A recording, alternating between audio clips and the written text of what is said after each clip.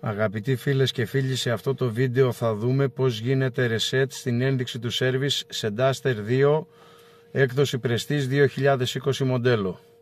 Ανοίγοντας το διακόπτη και χωρίς να βάλουμε εμπρός τον κινητήρα, με τα βελάκια στο τιμόνι πηγαίνουμε στην ένδειξη που λέει διαστήματα service, κρατώντας σταθερό το επάνω βελάκι για κάποια δευτερόλεπτα. Επιλέγουμε την ένδειξη του service και ξανακρατάμε σταθερό το βελάκι για κάποια δευτερόλεπτα πάλι.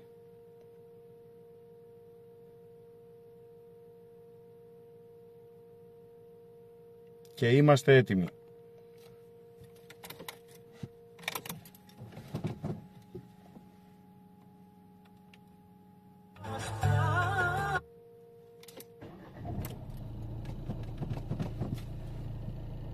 Ελπίζω να βοήθησα.